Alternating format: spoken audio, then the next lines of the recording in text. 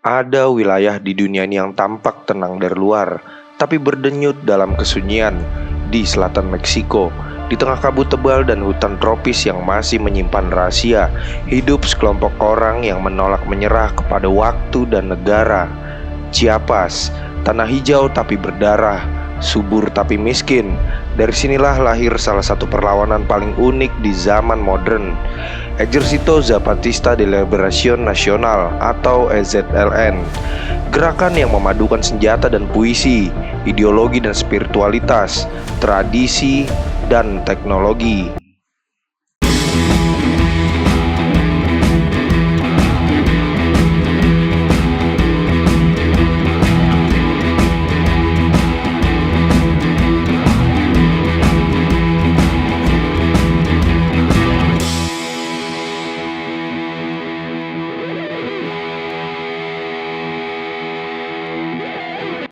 Untuk memahami Zapatista, kau harus kembali jauh ke masa lalu, ke tahun 1524, saat tentara Spanyol pertama kali menjejakkan kaki di tanah Chiapas. Penaklukan tidak hanya merebut tanah, ia merebut bahasa, tubuh, dan makna hidup. Selama berabad-abad, masyarakat adat dipaksa melayani Hacendado, tuan tanah keturunan Spanyol yang menguasai setiap jengkal bumi. Ketika Meksiko merdeka pada abad ke-19, kebebasan itu hanya milik sebagian orang. Rakyat pribumi tetap di ladang, tetap tanpa tanah, tetap diam. Pemerintah berganti, tetapi struktur kekuasaan tidak berubah.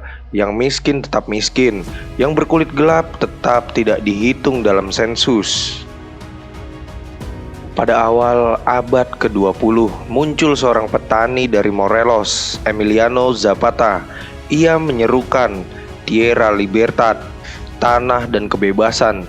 Zapata gugur ditembak pemerintah pada 1919, tapi namanya menjelma menjadi simbol abadi bagi kaum tertindas.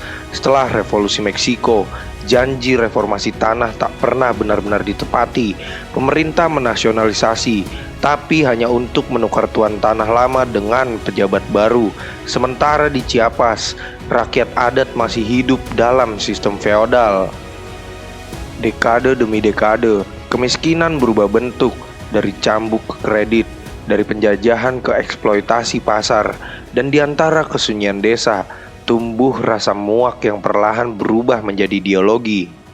Pada tahun 1983, 6 orang berjalan menembus hutan Lacandon, area terpencil, lembab, dan nyaris tak terjamah negara. Mereka adalah kombinasi mahasiswa, buruh, dan beberapa petani pribumi. Di antara mereka, seorang laki-laki bertumbuh tinggi, berpipa, dan memakai nama samaran, Subkomandante Marcos. Mereka bukan utopis, mereka pelarian. Dunia luar sudah rusak dan hutan memberi ruang untuk mulai lagi dari awal. Mereka mendirikan camp pertama, menyalakan api kecil, dan mulai menulis bab pertama dari revolusi yang akan mengubah wajah perlawanan modern. EZLN lahir bukan dari universitas atau partai politik, tapi dari rasa lapar dan penghinaan kolektif. Selama 10 tahun, mereka bersembunyi di hutan, belajar bahasa Tzotzil dan Zeltal, mengajar baca tulis, mendirikan komunitas bawah tanah, dan menciptakan bentuk baru revolusi. Tidak otoriter seperti Kuba, tidak urban seperti Che di Bolivia, tapi revolusi yang organik, dilahirkan dari tanah itu sendiri. Pada tanggal 1 Januari 1994, sementara dunia sibuk merayakan tahun baru dan Meksiko menandatangani NAFTA, perjanjian perdagangan bebas Amerika Utara yang akan membuka negeri itu untuk korporasi global, EZLN keluar dari hutan membawa senjata. Kota San Cristobal de las Casas, Altamirano, dan Las Margaritas, semuanya direbut dalam waktu 1 malam. Wajah-wajah bertopeng ski turun dari pegunungan, menyorakan satu kata, ya basta, atau cukup sudah. Pemerintah Meksiko terkejut, media nasional panik, dunia bingung siapa mereka, dari mana datangnya, dan mengapa begitu terorganisir. Ternyata selama 1 dekade, mereka membangun infrastruktur rakyat, sekolah, logistik, pelatihan militer, dan jaringan komunikasi. Mereka bukan gerombolan bersenjata, mereka adalah masyarakat yang siap memerintah dirinya sendiri. Dalam setiap revolusi, selalu ada wajah yang menyala di balik topeng. Bagi Zapatista, wajah itu adalah Marcos. Tapi Marcos menolak disebut pemimpin. Dia hanya subkomandante, bawahan dari rakyat yang ia layani. Ia menulis dengan gaya sastrawi, menggambarkan perjuangan rakyat dalam metafora tentang hutan, jagung, dan cinta.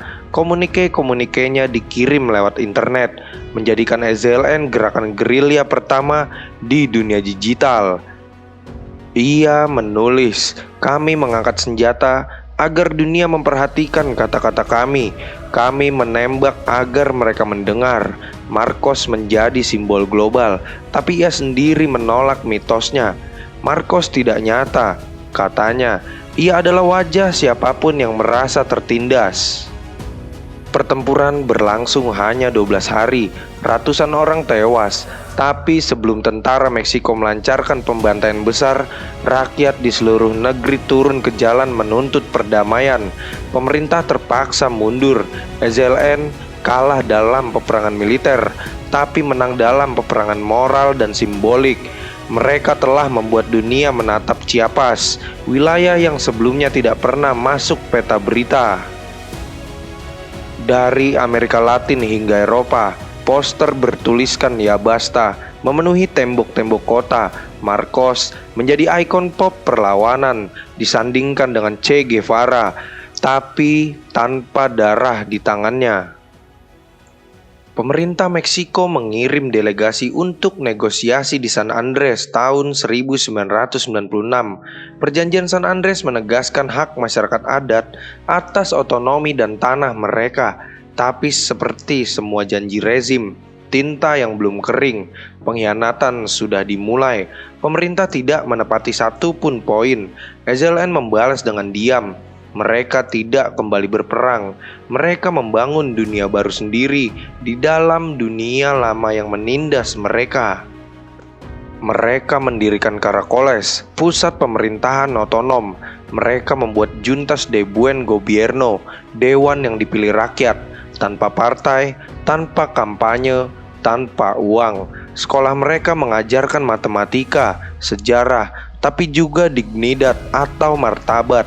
Dokter mereka belajar di tengah hutan, bukan di universitas.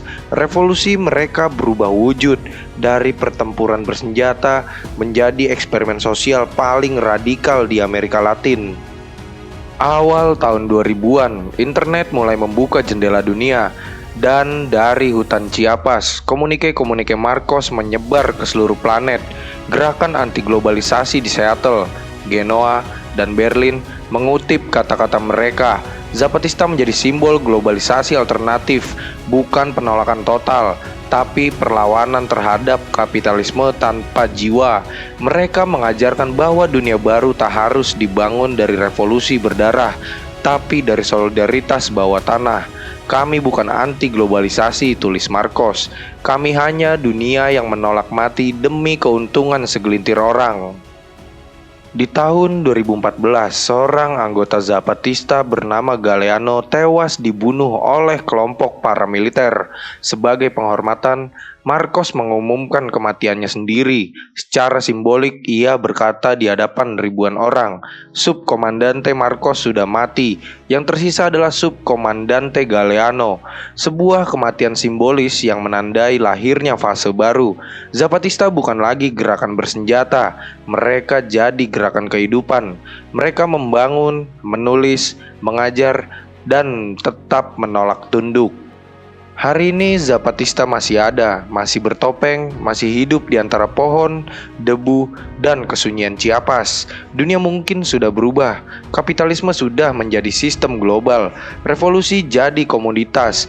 Tapi di tengah semua itu, Zapatista tetap seperti bara kecil di kegelapan, mengingatkan kita bahwa manusia bukan mesin dan martabat bukan mata uang. "Kami tidak ingin kekuasaan," tulis mereka.